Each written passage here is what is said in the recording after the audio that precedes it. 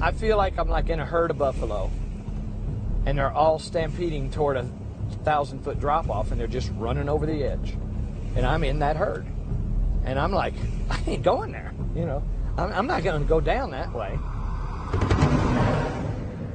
So I have to somehow affect the whole herd so that they will take a left turn or a right turn and not go off this edge.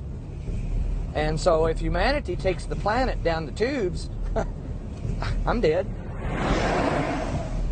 I'm trying to save my ass. And that is a powerful force.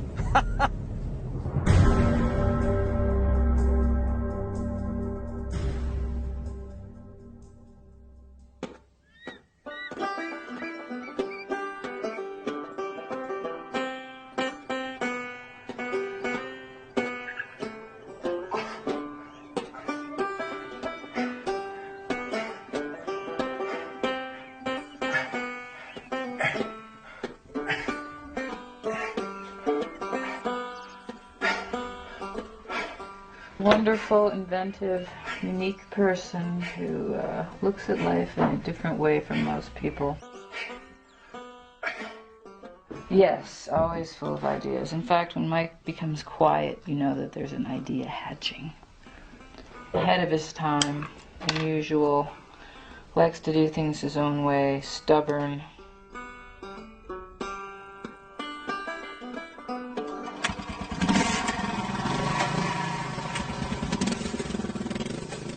I was raised as a Baptist. No dancing, no drinking, no gambling. So I got the hell out of Dodge.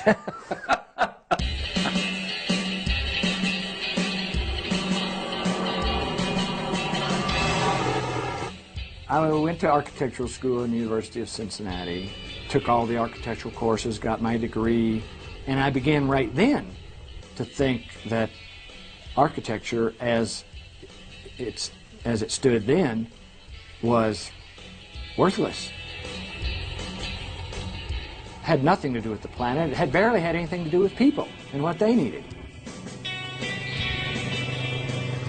I love to draw, I love to build, but the profession of architecture is nowhere near addressing the issues that we are faced with. They have the opportunity to really guide us and take us to where we need to go. And they're not. They're taking us where we don't need to go. We're running out of oil. We're running out of water. We have global warming. Population's expanding.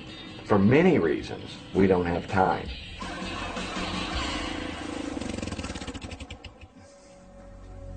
We need to be doing something now, tomorrow morning.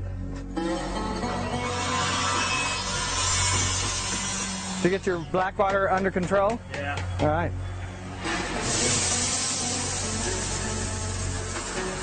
Is that working like we wanted it to? Do like 3 in each of these tops. Yeah. The tops will be Instead of riveted one, together. but, yeah, I'm just trying to get the thing. I started all this thinking with quality of life in mind. We're talking about survival now.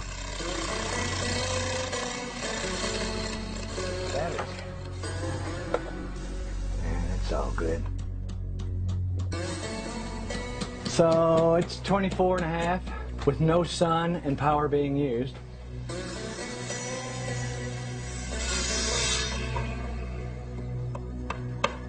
That's the final overflow that just goes to the septic of this. Yeah. But the final overflow for all the planters Can still is come right off of here. here and go through here. Yeah. To hook into the septic. Straight to the septic. Okay, I'm there. We know that in the future we are rendering this planet damn near uninhabitable. So as we move closer toward that, we're trying to devise a method of living that allows people to take care of themselves.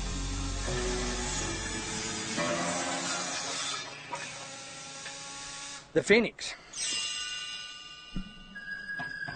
There is nothing coming into this house. No power lines, no gas lines, no sewage lines going out, no water lines coming in, no energy being used.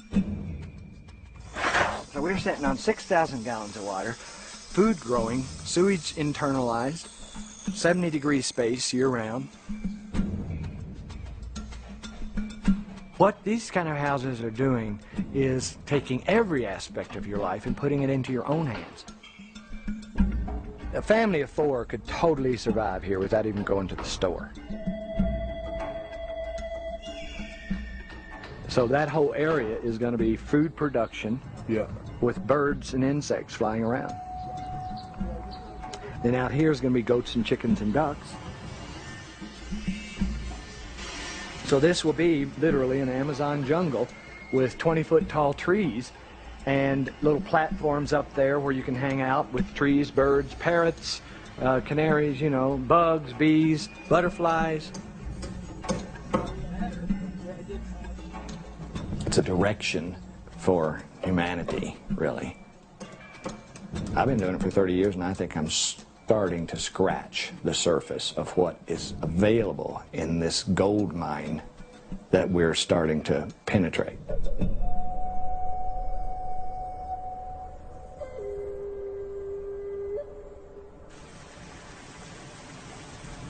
K-Town Solar 101.9, the world's most powerful solar radio station, and it's time to open up the sports page for today, and I got to tell you, what a wild, and I mean wild, week it was in high school football playoffs over the weekend. Two of the most shocking results, I think, in the history of high school football.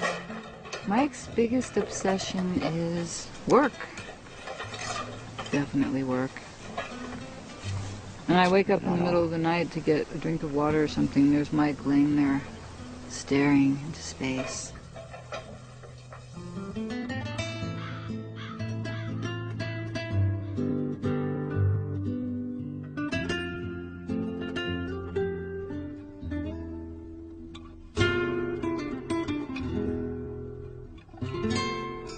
I'm always dreaming about the room that I'm working on or whatever. I was sleeping, I had a dream, and I just saw this seashell type shape that you would walk into. But then I took the sketch to Ted and told him, you know, I just dreamed this, Ted, and here's what I'm trying to get. And I made pictures and everything. And then we talked about how to do it, and then Ted made it happen. And I take my dreams to them, and they make my dreams happen. And then it becomes their dreams too.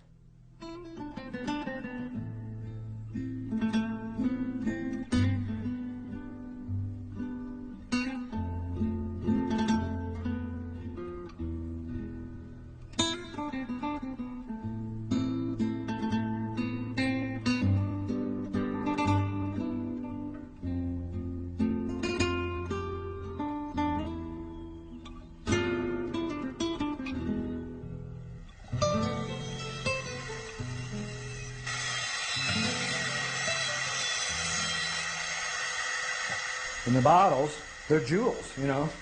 This is garbage. And it comes out like stained glass jewels.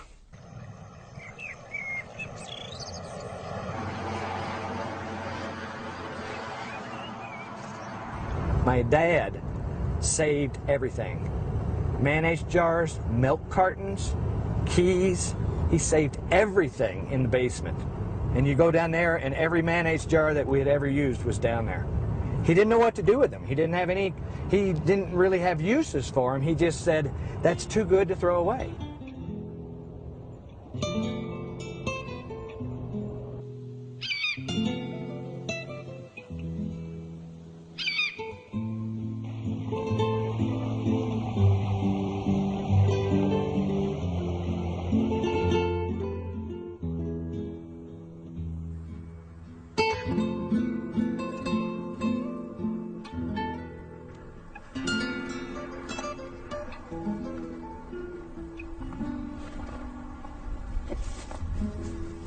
This is the first house built out of beer cans. It's called the Thumb House because it looks like a thumb. See, it's actually in as good a repair as any of the ones after it. But see, there you can see, there's still, you know, that's the beer can building blocks right there. We made houses with bricks in my world. So I made a brick out of cans, wired together with little pieces of foil for reflectors. I built 2 or 3 houses this way and went on to just using cans by themselves.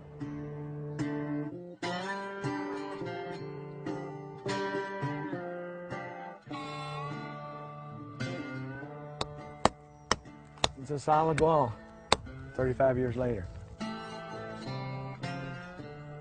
First hint of the beginning of orienting windows to the south. I was just getting aware of the fact that you can get some solar gain into a room by doing this.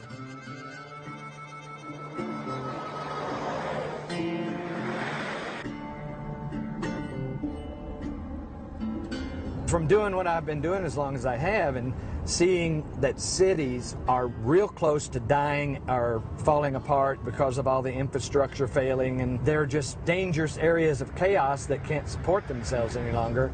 So I see them getting abandoned, and I see beyond that people going back to the cities just to mine out the goods.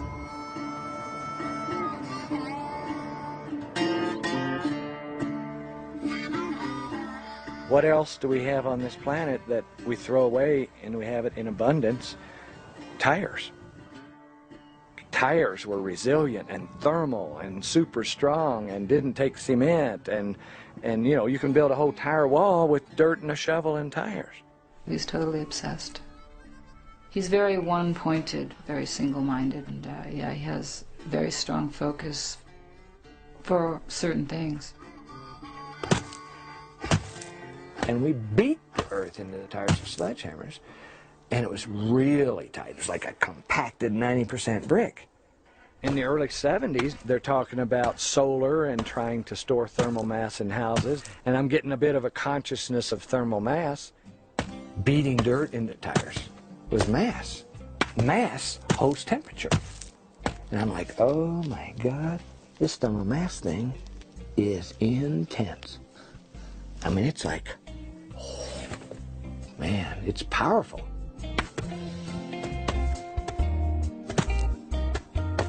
Thermal mass, once you have established it around you, it doesn't go away. This is the first one that we actually called an earthship. I needed a house because I was just getting married to Chris, and here it is 20 years later, and we still live in it because it works.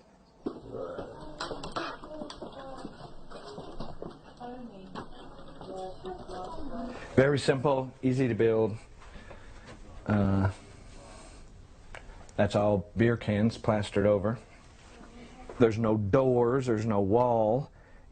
It's basically a series of U-shaped rooms, all connected with a greenhouse. All of the glass is facing the sun, and the low winter sun comes right in and floods the house and is absorbed into the massive walls of the tires and just stored there. Just heating-wise, there's just no heating bill. There's no heating or cooling bill here. We have a fireplace. We use it on Christmas. And that's it. It's a big deal to get ready for winter here because you can die because it gets 30 below, even 35 below 0 Fahrenheit here. Your tongue can freeze to your lips if you aren't careful. It gets that cold. And here we've been living here almost 20 years with no heating system. That takes a huge bit of stress off of the person, but it also takes it off of the planet.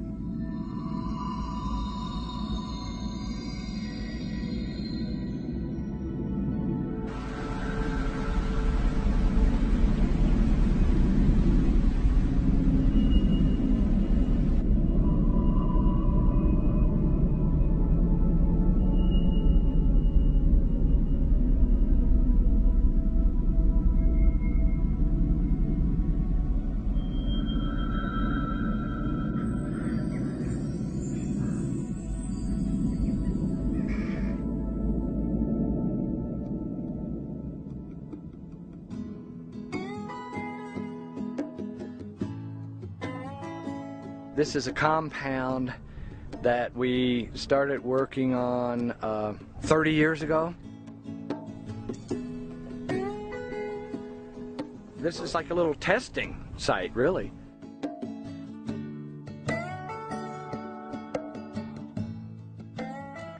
This whole decade of work here was just evolution.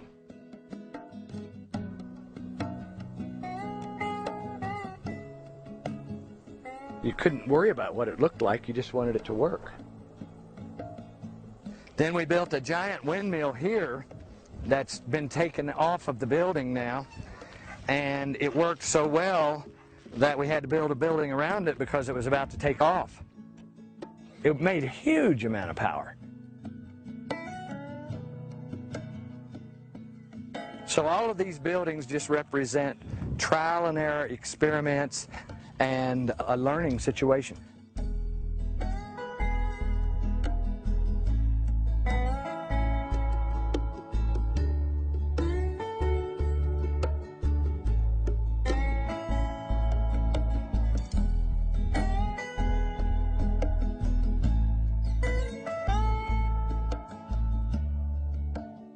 That's the first building right there. They call it the grandfather of earthships because it was the first building that really tried to put it all together. This was the first absolutely off of all grids building that we did, and maybe first one that was ever done. I mean, it's definitely a wild shape, made to go up and get the wind. This was the first place where I put wind, solar, greenhouse, garbage building, everything together in one building, and this is what it ended up looking like. Everything was intense. Everything about what we were doing and the buildings and the life was just like absolutely striking intense the whole time. People would come out here and they'd never want to leave. It was a time of magic, that's what I can say. Living in that building, I mean, this is like 25 years ago. I had my own power. I had food growing. I didn't need heat. I was like, Jesus Christ, man. I am free. I am absolutely free.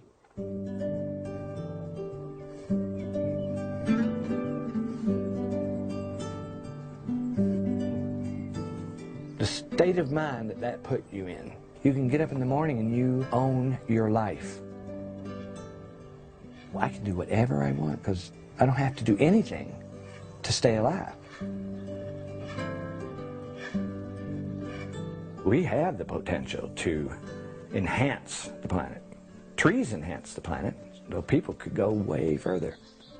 I can see the earth glowing like a sun just from what people do to it, just making the earth sing like music rather than shit floating in rivers and chemicals in the air and stuff like that.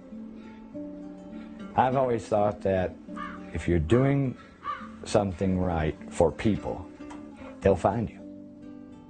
We put it out there on the website. We wrote books that got out there. Of course, all the magazine articles and everything got out there, and it attracted some people that ended up working for us. They became our crew. It's not so much an adoption, it's more like a punishment, maybe?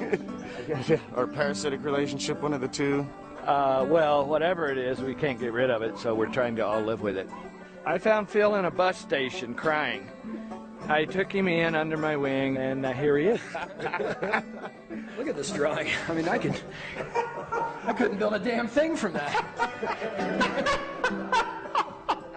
This is Ted. Where did you meet? How did you take that? He was shit on a rock, I believe. Why am I doing this? For money? Is he gonna get rich doing this? No. Yeah, he probably looks at us like his sons, and we look at him like like a stepdad, that you can hang out and party with. And I always tell Mike that you're like a freak magnet. He attracts the weirdest people, the weirdest clients. To put the crew together to build a community for themselves, you can't get any better than that. So when we settled this community, we designated 10 acres, and they all got their memberships, which turned into actual building lots.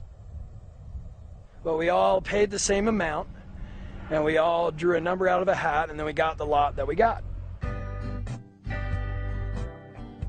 I was so happy to own a small piece of land. I didn't even know how big it was until we got the survey here. I just knew it went from over there to over to there, and then I could put my house kind of in the middle of it. It was fair, it was equal. The richer person couldn't afford the better lot, There were people that got in for very, very affordable prices. A down payment less than spending a night out on the town at a fancy restaurant. It was late September when we got out here, and the first snow was starting to fall, and we got out here late afternoon.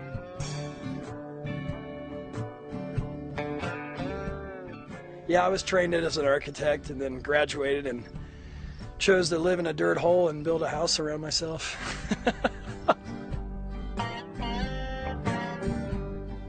Pitch my tent. It's windy as fucking hell. I'd come home from work and my tent would be like blown over. Okay, well, fucking fix my tent, go out and pound that evening, 7, 8 more tires. It took us about 5 or 6 years to build the first part of it. And then we've added on, of course. But, we did it on weekends and out of pocket. So in about 2 months, I had my main U walls up, my tent right in the middle, blocked from the wind. I was like, this is fucking fantastic. You know what I mean? It's just like, I got a wind block. We lived on the site in a little tarp structure in the bottom of the excavation here. Living in dirt, I'm living in an uninsulated space. My water would freeze overnight. I mean, I didn't have a flush toilet until this February, 11 years later. I was inspired to build my Earthship by watching the amazing people around me who were doing it when they were pounding tires and living out of tarp tents, making spaghetti together on rainy nights and playing guitar in upside-down wheelbarrows for chairs and having bonfires. I had never experienced a bunch of people working that hard, so I was like, wait a second, this isn't a bunch of hippies, And I was like, yeah, there's the occasional hippie that this appeals to, but I was just like, this just made so much sense. Their story of them building their Earthships with half-baked ideas that weren't as cool as they are now, and doing it themselves on no money, and working for us, trying to make a little money to get by on while they're doing it. A dozen of them in that subculture did it, and now they're all sitting there happy as hell.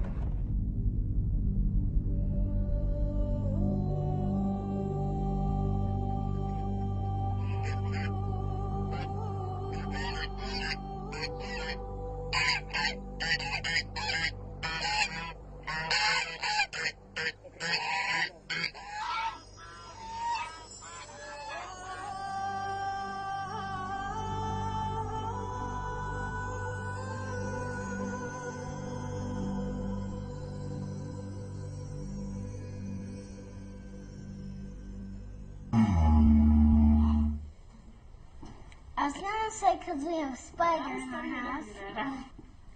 She doesn't know the difference between this house and a conventional home like that I grew up in. But it's just part of her that the house takes care of her and supplies power and heats itself and has plants that provide food and and the water comes from the roof. She knows all that, And she thinks that's the way it is, and that's the way everyone needs to think.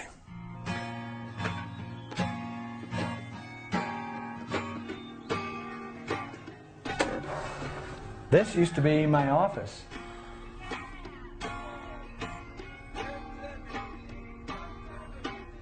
It's really probably about 30 years old. And these are the old gallon creosote cans. You know, so we were just using everything. This one was supposed to make you fly like a crow. So we wanted the vision of living this way to take off. But we were in Magic Land, for sure, for a long time.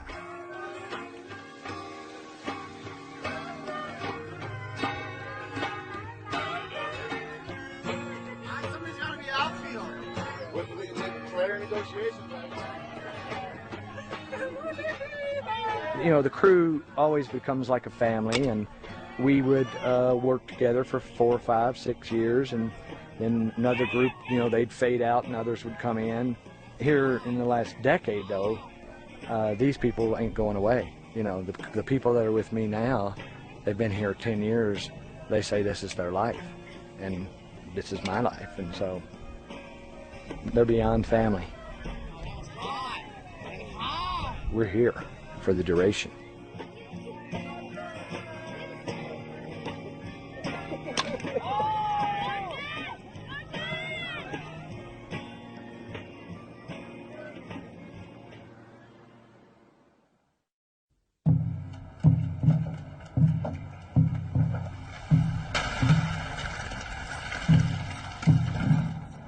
You discover gold in your backyard, you have to work to keep it a secret.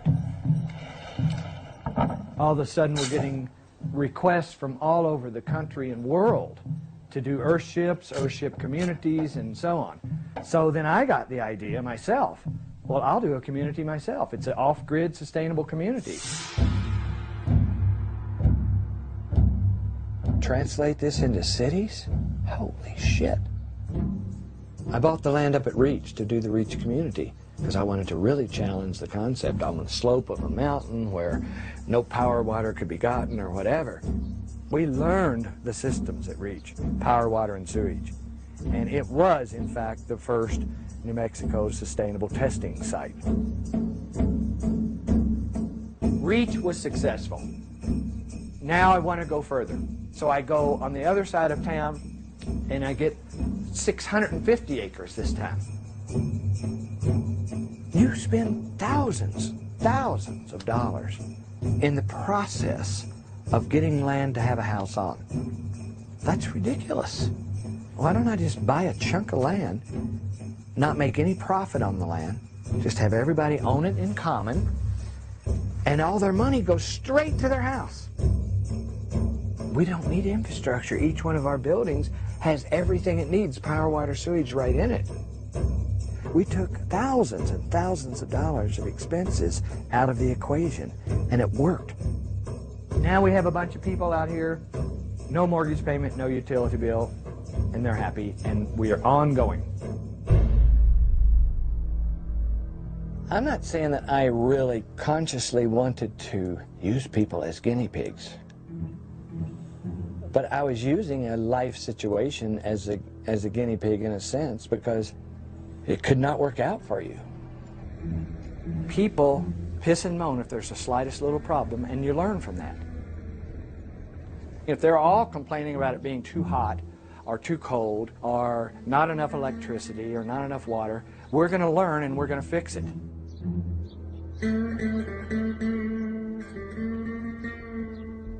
Well, this was the one where I had the 2-story greenhouse. It originally had a sloped front face on it, which just basically caught too much sun. And it was too hot.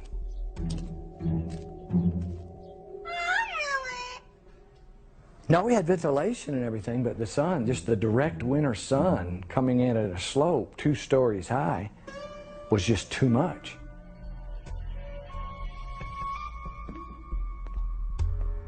Some guy wanted to buy the house. He's a rich kid who came out here to just be in the wilderness, and said, I'll pay anything for it. And I said, okay. I'll have you sign a release that it is an experimental house and you can buy it. Calls me up like a couple of months later and has me come over. Says, will you come over? I got a problem.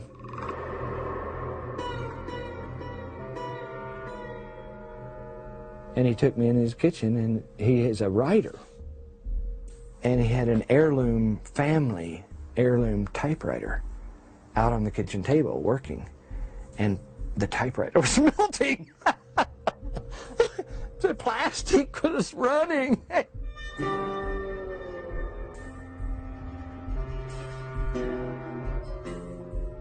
I learned that this is powerful. You know, I want to learn to control it. And I'm just glad I didn't kill anybody, you know, fry a baby or something. You know, fuck.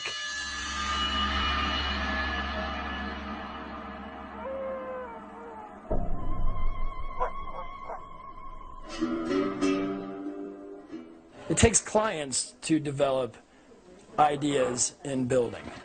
You can't figure out all your ideas on your own one house. You need many houses to do it on. You can't afford to build many houses, so you do need clients. And people take issue with him because in the early days he did it badly. The houses leaked, they were hot, they looked like they landed from Mars or another planet. Most of the time, you'll get good clients that realize that it's experimental what you're doing, and some things may not work, or some things could be better. Then you get the occasional client who thinks, oh, it's experimental, but everything must work perfectly because that's how houses are. And then those people, they're disappointed, and sometimes they sue. When you're doing something like running sewage through the living room and building a building out of garbage, if you really do seriously fuck up, it's 10 times as bad. And so, you know, if I had a roof leak, it was lawsuit. If I, you know, had a smell in a bathroom, it was lawsuit. If I had a house that was 60 degrees rather than 70, it was lawsuit.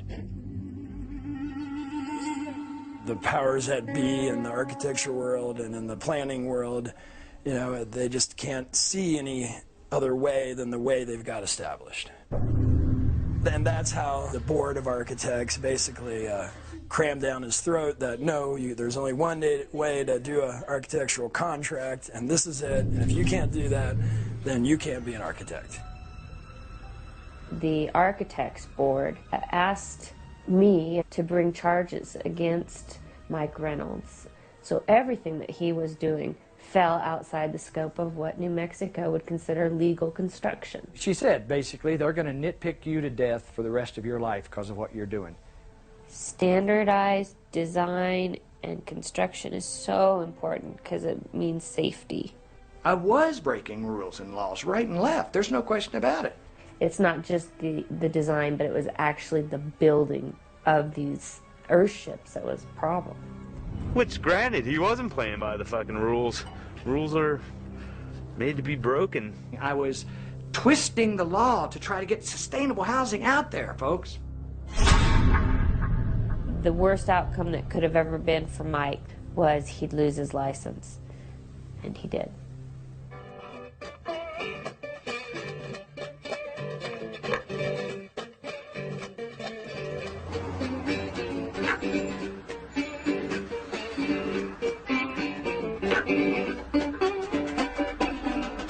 Every time we stuck our head out of the foxhole, we're getting our fucking face shot off.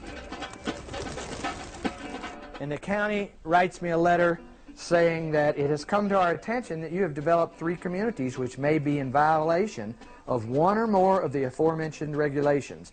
And here I was breaking every law in the book, and I said, well, Fred Navarra said I can do that. Well, he's dead. Who the fuck are you? Suddenly, there was a change of planning regime, and within a few weeks' time, everything started to go really badly for the company and for the community.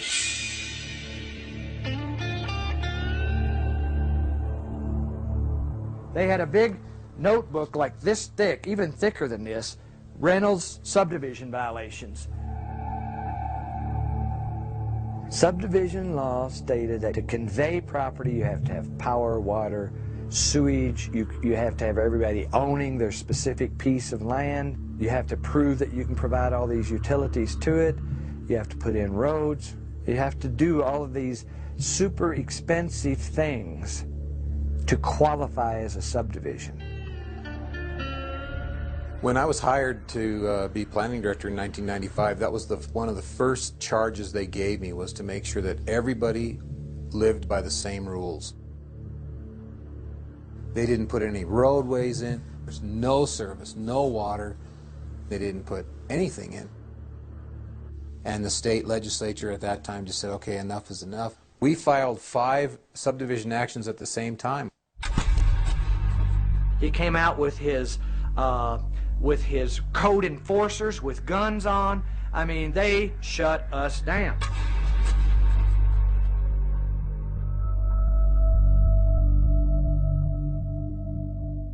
So I got busted on building, architecture, and subdivision all at the same time.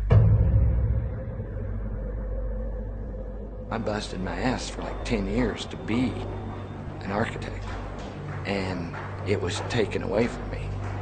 I mean, there's no way that's not going to shake you up to some extent in terms of questioning your own competence and abilities. And are you doing the right thing?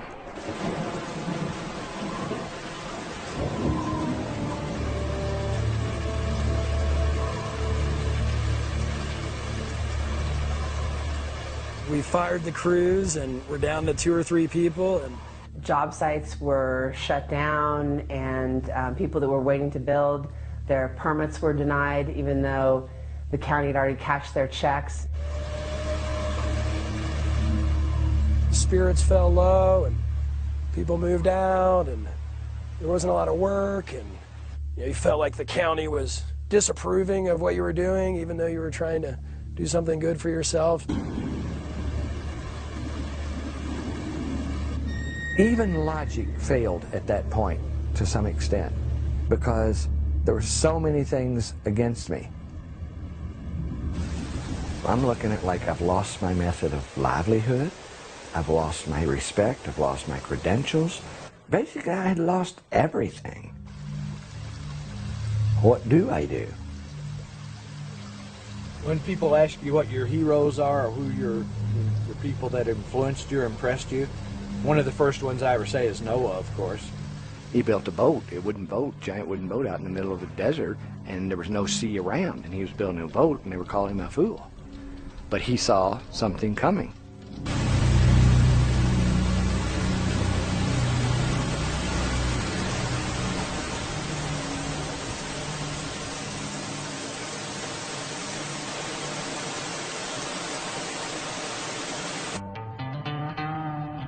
He didn't draw for 2 years.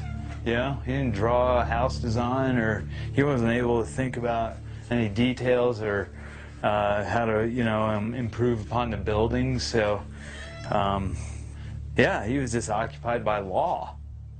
Just the atmosphere around the entire company was, everything was in question. At this point, I'm assessing my life and my situation. Do I want to spend the next decade proving these people wrong on an ego trip? Or do I want to, however I can, prove sustainable housing and building? I went in with my tail between my legs. I said, what do you want me to do? And they said, be a subdivision.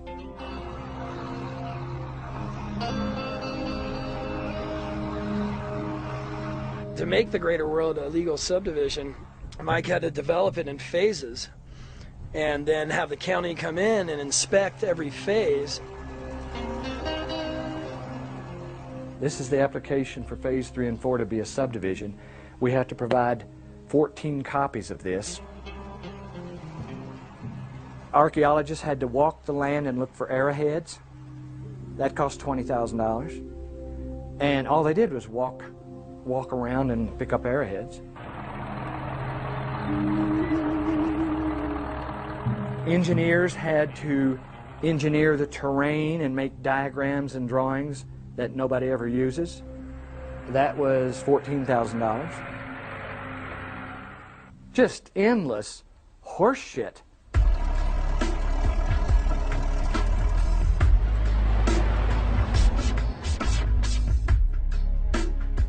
We have a person who could not see any bigger than the rule book.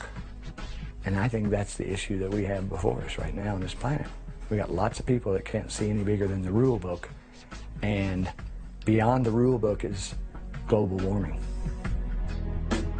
The amount of expense and time, I mean, it was years of his life and other people's. It took us 7 years to completely get the entire development open again. Yes. Yes. What up, Mike?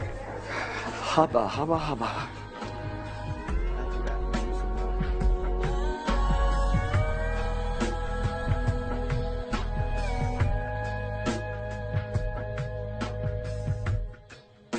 All of a sudden, I went from a turd in the punch bowl to, you know, a flying fish.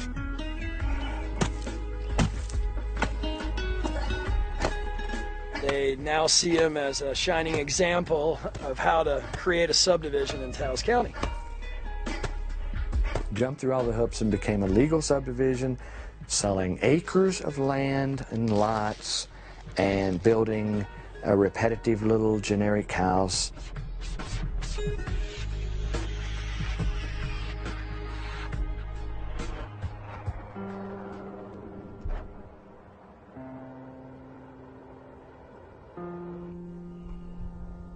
For a period of time there, I was not exploring, I was not evolving.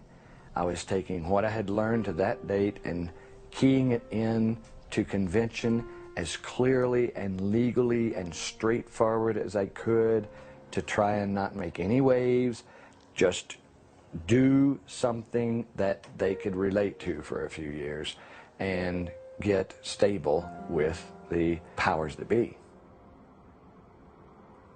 We lost this ability to dream an idea and do it the next day.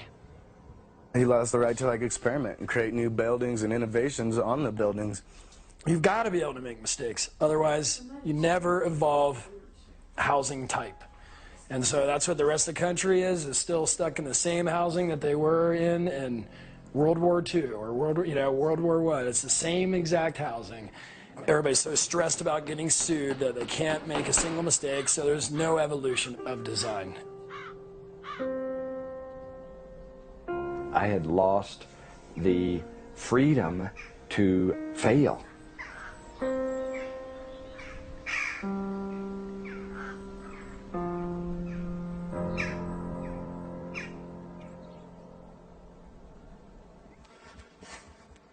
We're facing a future where we're really going to, on an individual basis, going to have to take care of ourselves. New Mexico's the state where they tested the atomic bomb. They designated several thousand acres of land to be just absolutely destroyed with something that they didn't even know whether or not it would keep on exploding or not. They took extreme risks in the interest of national security. So what I'm saying is, can't we make a few hundred-acre test sites with no holds barred to test methods of living for the future? It's a test site. They allow it for bombs. They test automobiles. They test airplanes. They should test housing.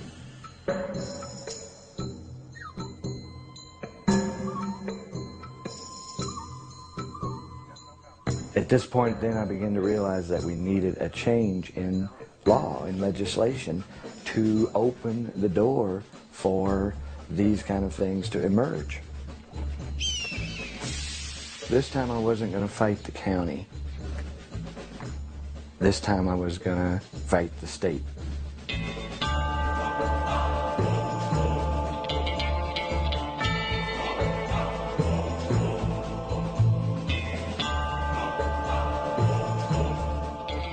Sometimes to fight the system, you have to get into it, and be part of the system. Mike in a suit is hilarious. I loved it when he put on a suit. Oh my God. I think it's hilarious. I think it's great. I think he looks like a homeless car salesman or something. It's fun to see him get up in there, though, It's like a thumb in the butt of, reality right there. I'm not a screaming, flaming hippie trying to badmouth the existing system. I am a part of the system. I have become a Trojan horse. I have infiltrated the system. I am the system now. Okay, Senator. What was that horse shit you were just saying there? Don't be talking to me that way. I've crawled up their asshole, and I'm going to change them from the bloodstream.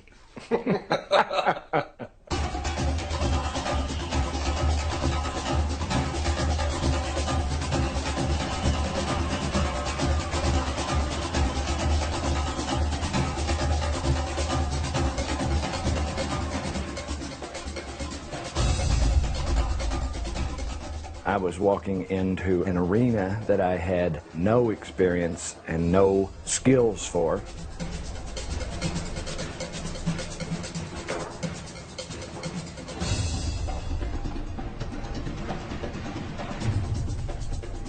It's an extreme bill. It's an extreme thing to give citizens the right to step outside the law for 5 or 10 years. But outside the law is the place where the information lies. And I'm just saying, let us go get it. Yeah, this building is a recipe for illness.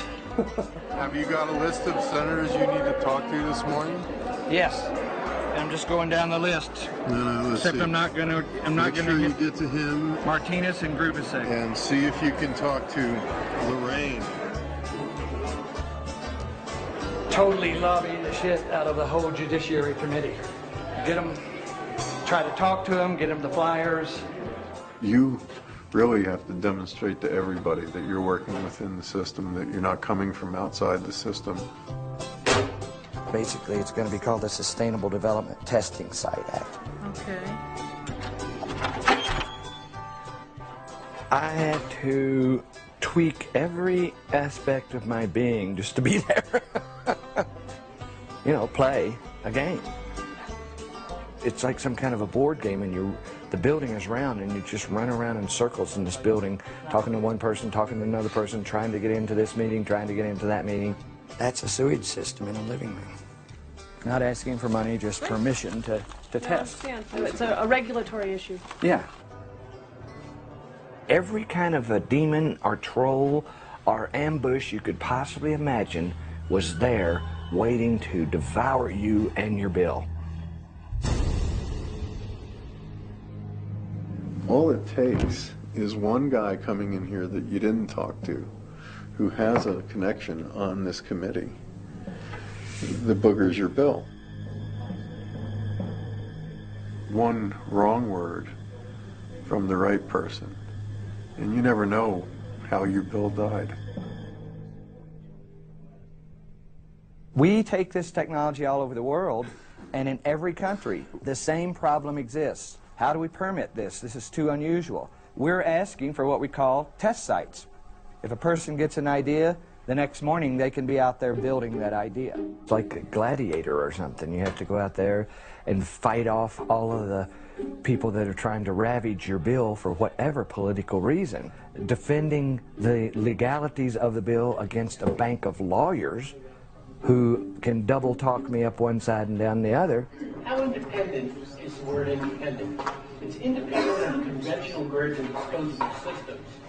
What it got to was picking apart words and meanings. On page 3, line 10, you use the term real people. How are unreal people defined? There was a tremendous amount of restraint to keep me from splattering people and papers all over the walls of that fucking building. You know, there were many times when I wanted to just stand up, turn the desk over, and say, this is a load of horse shit. I believe in the Constitution we don't call people real people. We call them something else. Randall, is there a term other than real people for real people? Is there a legal term? I'll find one for you. Okay, so in other words, what you also mean is the things you say in your definitions. I just think that the bill was drafted very unusually, but he's all over it, man. He doesn't want any of this flowery language. Where's delete? How do I delete? And then you're going to physically have to draw a line through it, your deletions. It will not let me change it. In a dozen different committees with 7 or 8 people on each committee and each one having a little bone to pick about it, we had to just shred the bill piece by piece by piece and deal with everybody's comments on it. Cannot be sold. Include real people. Provision for research. They were making destructive criticisms just to stop it because they just didn't understand the need for it. The bill drafter, Gary Carlson, was the one who had to piece that all back together. Me again. 1,000 more changes, right? No, not 1,000, like 8. He just got tired of seeing it over and over and over again come back for redraft, redraft, redraft, redraft. But they're minor. They're like one word. They're little crafty things. The whole attitude of the whole thing was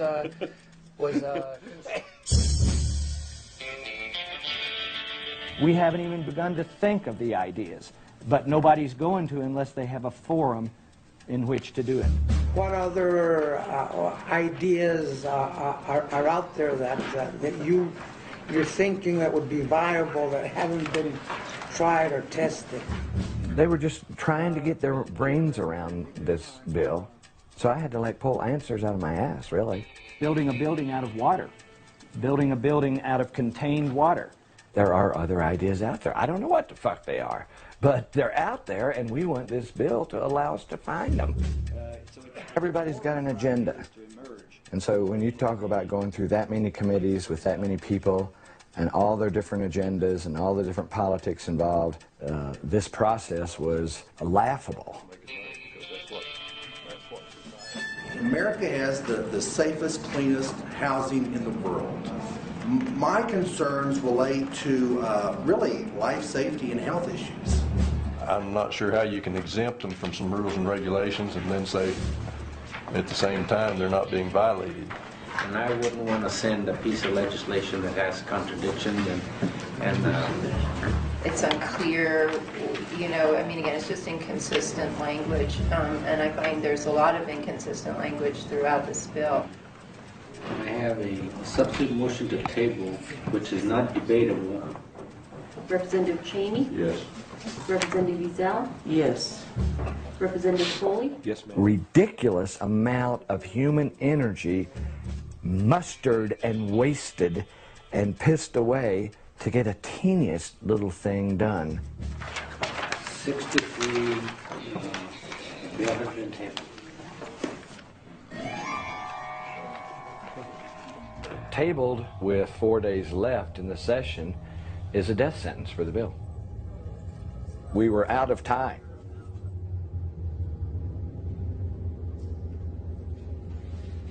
The dream would have been to have an inside connection to this one committee of lawyers, Judiciary Committee. If we could get advice on how to get through that committee, we would have a chance. Thank you.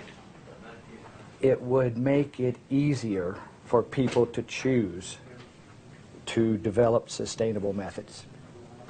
That's the crux of it. How do we know that these aren't just a bunch of hippies getting together to set up some kind of commune and not really doing anything but just sort of, you know, talking the talk, not walking the walk?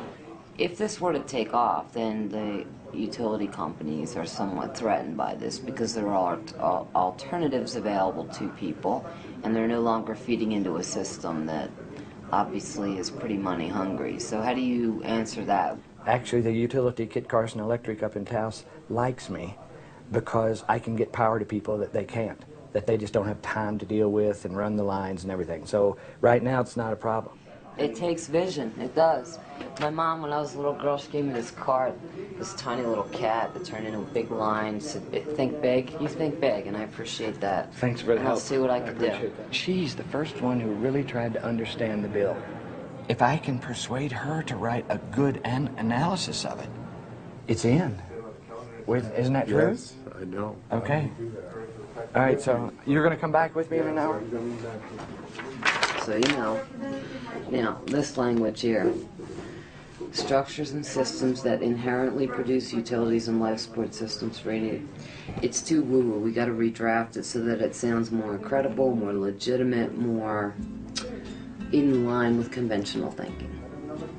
It's a natural entity. Initiate, let's say that, benefit generations. Okay. Want a quick update? I think it's 60-40 with Z. Let's see how good she is.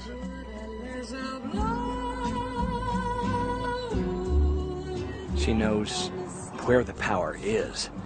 She doesn't have it. She steers it and directs it.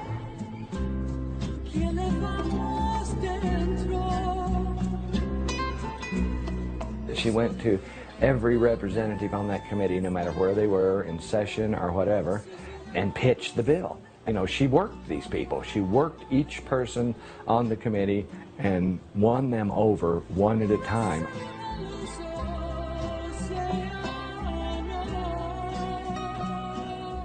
This is the telltale thing right here. If she comes out with it cold, we're in. And if she comes out with it not cold, we're out. This is basically it right here.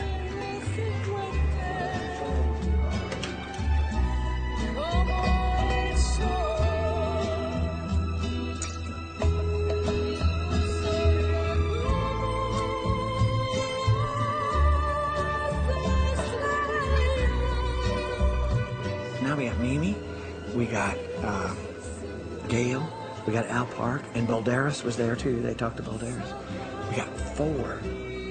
That woman is fucking amazing. Hubba hubba. We got it. We got it. Huh? Tired now. Oh yeah. It's pretty good too, 9 to. Got out of judiciary 9 to 2. It might just make it. There's not any obstacle left. There's just time now. We were 3rd on the list, on the schedule. We made it to the floor, ready for the vote. Madam Speaker, I asked him a question, and there's a difference between yielding the floor and asking a question. You said you would yield to the gentleman from McKinley, and we are waiting for his response. Madam Speaker, we want to call the House, please. State Police, will you please lock the doors? We asked for a roll call, Mr. Speaker. You got the roll call. Mr. Speaker, we want to call the House, please. Call the House. Sergeant at Arms, get Youngberg. Will you please lock the doors?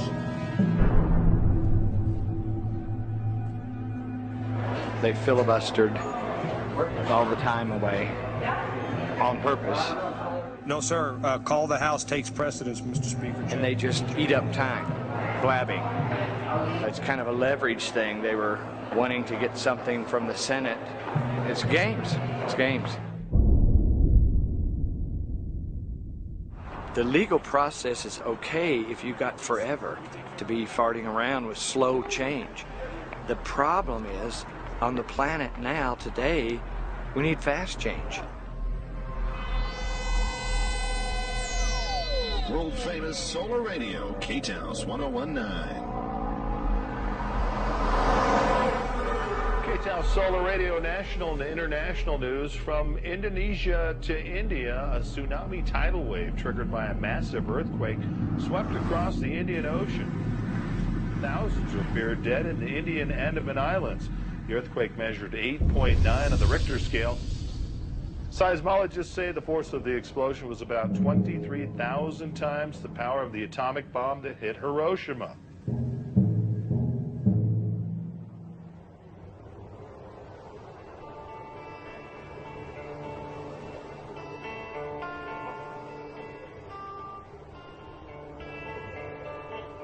Group of architects from the island group of Nicobar, which is right in the center of where it happened, asked, could we do anything? And after a month since the disaster hit our islands, it is time we did much more than just food and medicine distribution. The need of the hour, as we see it, is 3 major components: shelter, sanitation, and clean water.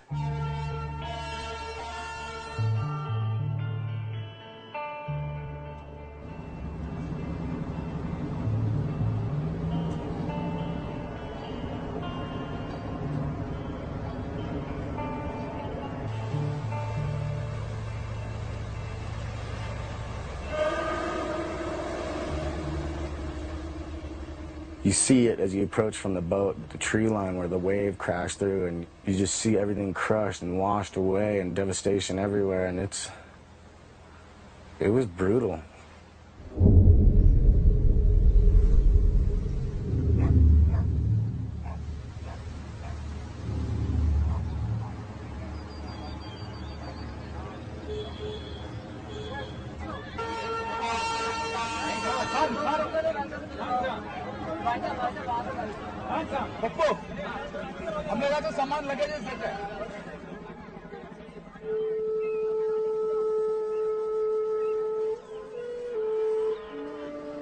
Just don't really see how it could be much worse. An 8.9 earthquake followed by a 30-foot wave. 3/4 of the people are gone and half of them are dead.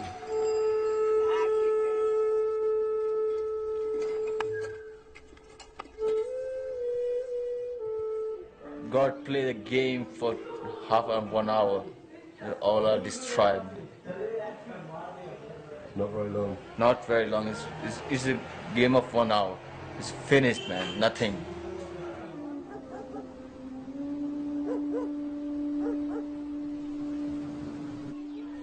And after disaster, nothing, man. Only for dead bodies inside the roads and buildings. Only dead bodies for child and women, girls. It's like a bomb hit. Holy shit. Concrete is shattered.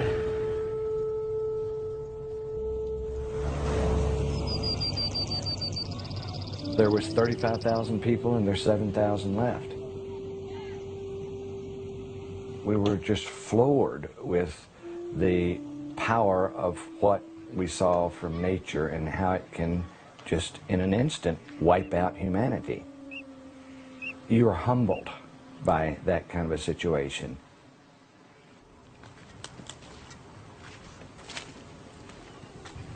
This is my house. That's your house? Yeah. Only this place alive, only is myself, I think, right now. I'm here. Wow. So you've lost a lot of friends? Yeah, a lot of, all our friends are gone. They're all gone? Yeah. All. Yeah.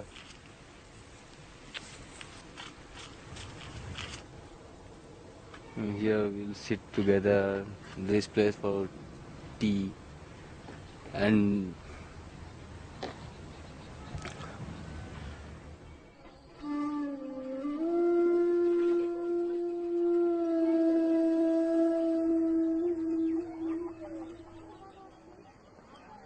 this is the corruption, this is the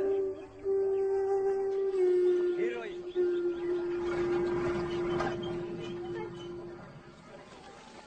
All rooms are like this. Just see this room, the same room. How can live a family in this room without bathroom or without this small space backside or front side? This is the matter, nothing more. 4 or 5, 6, 7 family members are living in this room.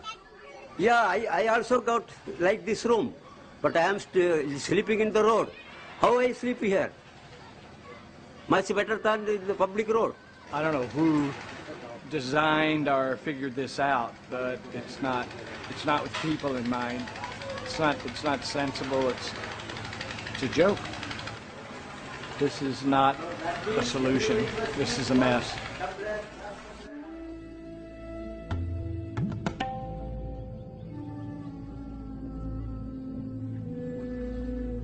Salt water from the tsunami wave came in and flooded out all the wells. So they had no water. This houses. Okay. This was your well? Yeah, well. 2 dead bodies are inside. Spoil. The government is hauling water for them in trucks using gasoline. They're totally vulnerable, dependent creatures now. They lost everything. They basically have to start all over again from scratch. When there's an absolute breakdown of everything, then new ideas are clutched to like a lifesaver. You know, right now they want thinkers, they want planners, they want people to do something. It's like, do something, guys, it's crisis.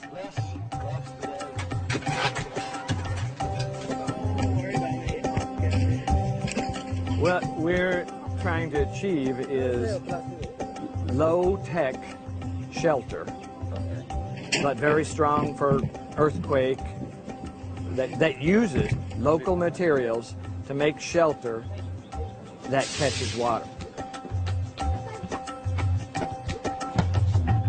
And the whole bamboo structure is independent of the tire structure, so the tire structure could shake and the bamboo would slip, just sit there and slip. Do you think this can withstand a 9 Richter earthquake? Yeah. It's like this. You like him? There you go, yeah. Oh, yeah. Good job there. Not bad. Yeah.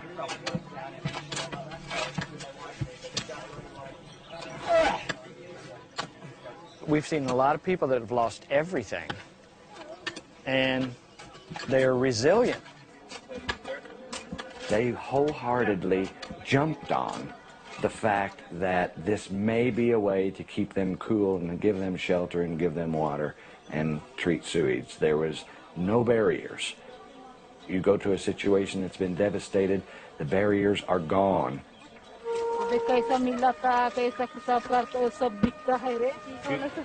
She's great, man. She keeps Phil and I fed with cement fast enough. Fully impressed, man. I'd take them all home with me.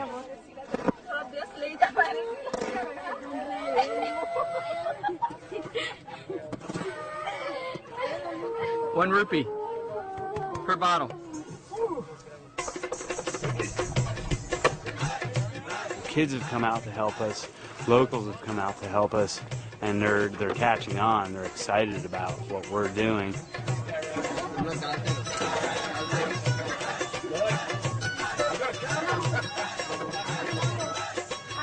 बड़ा मनता बड़ा छोटा इसको बड़ा उसको छोटा बोलता छोटा मनता हाँ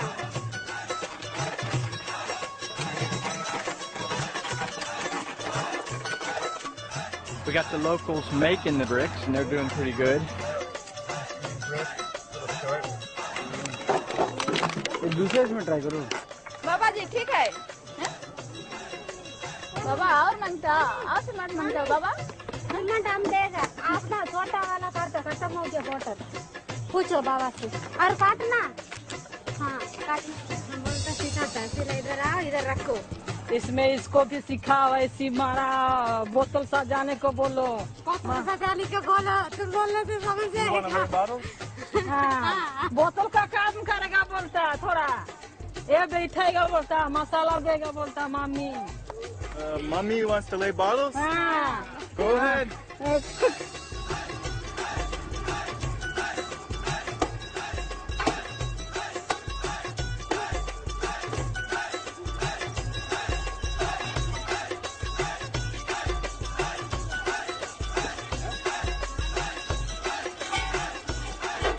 सब इसी के अंदर इसको सेल्फ सस्टेनेबल हाउस बोलते हैं जिसके अंदर मतलब सब कुछ खुद का होगा बाहर से कुछ लेने का जरूरत नहीं जिससे कि पूरा घर का पानी सब कुछ हो जाए मतलब पीने का पानी भी इसमें से निकल सकता है What is this?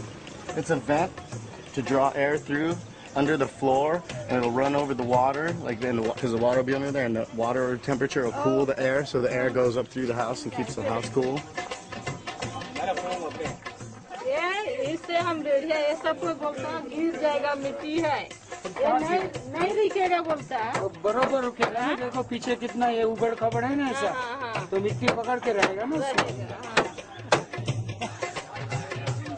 They have a lot of rain that they don't catch.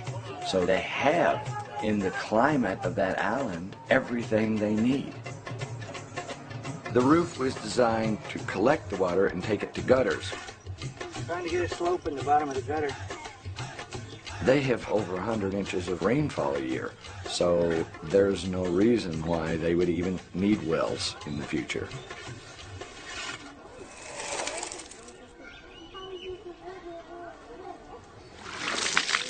Oh boy.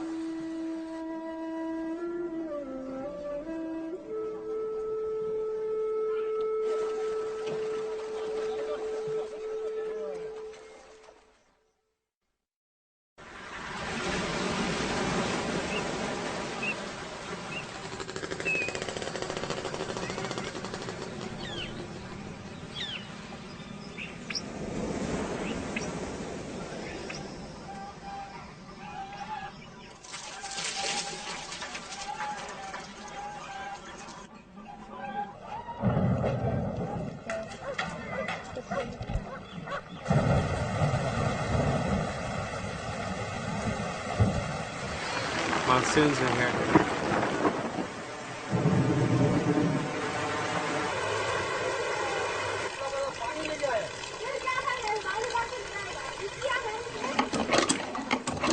Are we catching water, Mike? All right, so it catches water. To about 10,000 liters of water stored. Yeah. No need for a well. No need for a well, absolutely. That's cool, isn't it? It's a lot of water. So it's like two umbrellas. Stops the sun from heating the second roof. Here it doesn't take 2 or 3 sentences to these engineers to say, look, we can build out of plastic bottles, we can build out of glass bottles, we can build out of tires. They get very excited. Tell him we might make some real easy to follow, step-by-step drawings of how to do it. It was great. It was fantastic to see something happen in 14 days when in 3 years it still couldn't happen in a developed country. Okay, Michael. Hey. Thank you. As opposed to a building that is flat. The force of the tsunami is hitting it full on. When it's round, it's split. Purely using the local materials. The worn-out tires, used bottles, empty bottles, big bottles, round bottles, and the used splash bottles, plastic bottles. We gotta like beg on our hands and knees to build these in America, and here they're loving it and wanting us to do it.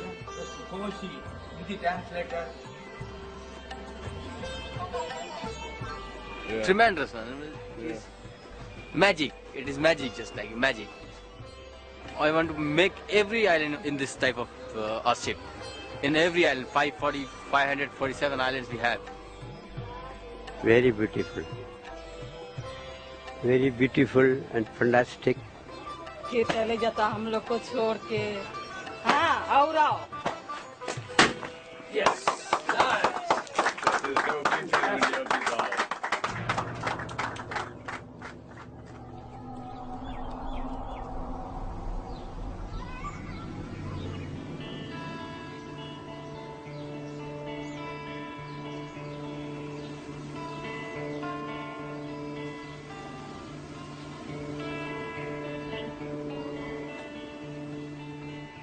When you see how open people are immediately after a disaster, there's a real difference in the people and the opportunity here and the people and the opportunity in the West. It's almost like a disaster has to happen to cause the rest of the world to start preparing. And then it'll probably be too late. Nature can absolutely wipe out people.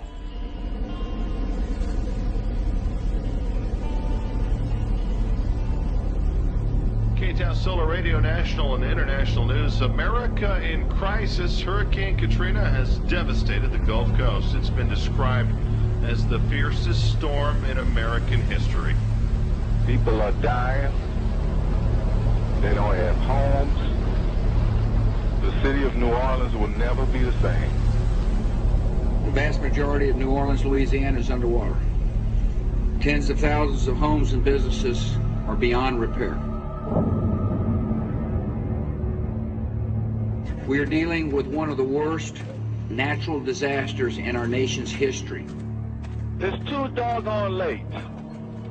How can one punch from the gods collapse the richest and most highly developed society in the world?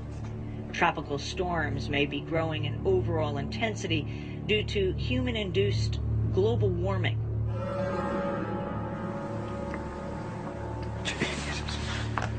All of a sudden, the storm is not a storm. It's the end of days. I was almost getting casual, and there's no hope for that now. There's no way to get casual. It's like an emergency.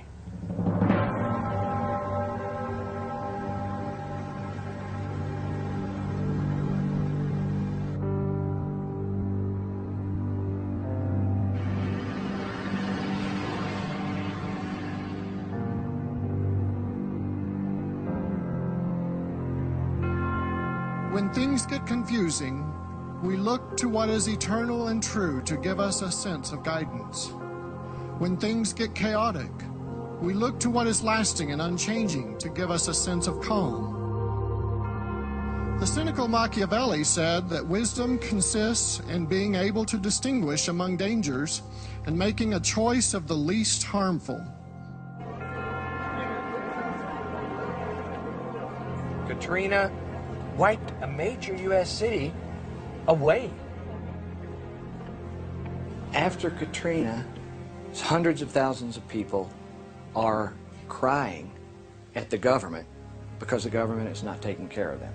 This bill would allow individuals to take care of themselves with their own methods. It's like going to the people and saying, everybody out there, use what's in your mind and try and come up with some better ways for us to live because we don't have enough of them right now. As soon as an environmental activist stands up and says that, it's over with. The Honorable Bill Richardson, Governor of the State of New Mexico. I don't think they make the connection between natural calamities and global warming. I think they think it's a fluke. You're coming up with something that people are resistant to because they don't want to look at the problem to begin with. If you don't want to look at the problem, then why would you want to hear about a solution? You're doing this for their children and their grandchildren. You have got to make them aware, not to scare them, so be careful with the language you use. Every time you open your mouth in committee, it's a liability. You should know that by now. You don't want to scare people so much that they're paralyzed by their fear, because that's what this culture is. That's how Bush got into office twice. People are terrified, and it's just feeding on itself. You know, 9/11, terrorism, and these are very real things. I don't mean to discount them. But the earth is burning. Just been told not to mention anything about global warming, oil shortages, or anything. Do not use global warming as a justification for we've this. already, It's jobs and economic development and new technology. Yeah. They're having some kind of a windfall because of Hurricane Katrina is affecting the revenue of the state of New Mexico because New Mexico is selling a lot of oil right now. The Bush administration is trying to suppress global warming science for the sake of protecting the profits of the fossil fuel industry. You cannot prove global warming as a fact, and with good science cannot prove global warming. It's a myth. It's not easy to face the truth. It's easier to pretend that it's not really happening. House Bill 697 with emergency clause, House Bill 22, House Bill 401 as amended by the House with emergency clause, House Bill 361. And from the design side, a lot of those projects are not very pretty. As a matter of fact, a couple I've seen are downright ugly. This type of housing is not unique or new to New Mexico. I think it leaves way too much vagueness. How does this mesh with the Subdivision Act? It's not a cash project. Research is expensive. Research costs money. We're not trying to make money. It is passed. House Bill 42 as amended by the House, House Bill 266 as amended by the House, House Bill 240, House Bill 196. I often take years to pass bills. You know, you work at it, and then the next time it's a little bit better. 3 years is actually a pretty short time to get a major law through. Law is slow, but the planet's going down the tubes fast. But law is slow. And so I don't have time for law. I'll break the law if I have to.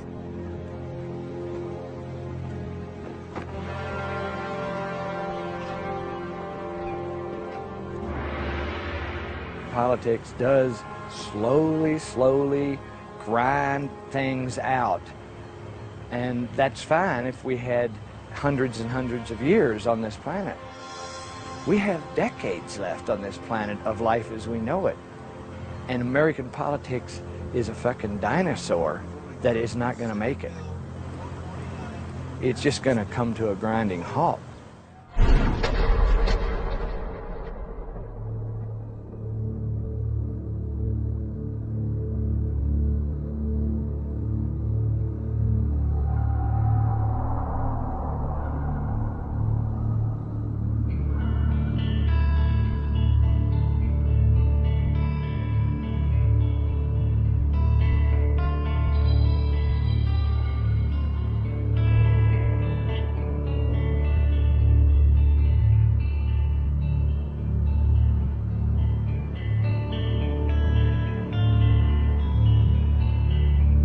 This vote is about to close.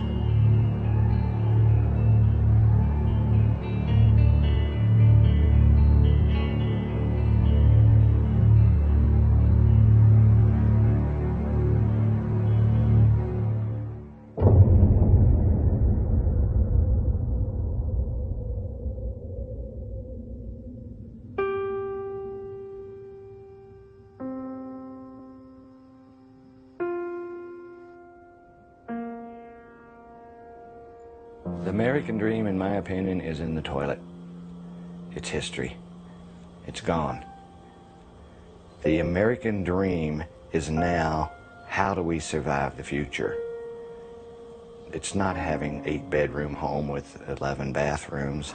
It's not having a career and a lawn and all of the amenities. It is simply, how does our children and our children's children even have a chance at life?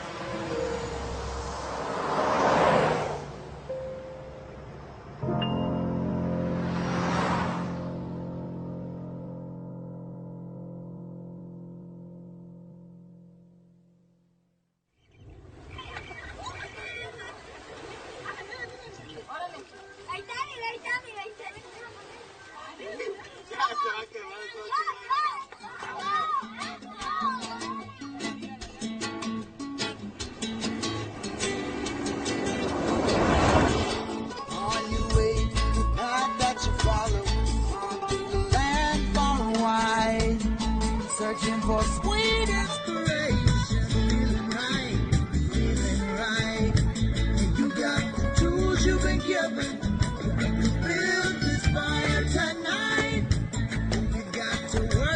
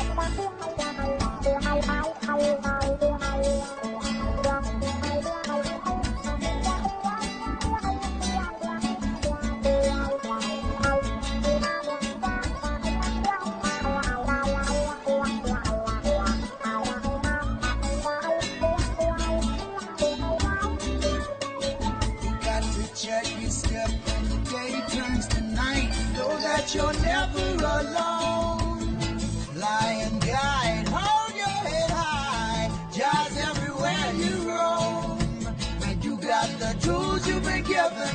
We got to build this fire tonight. We gotta learn to work together.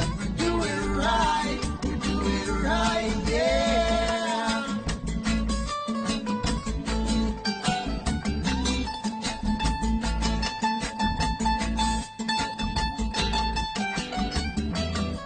Yeah, it's not an easy road, they've been telling me.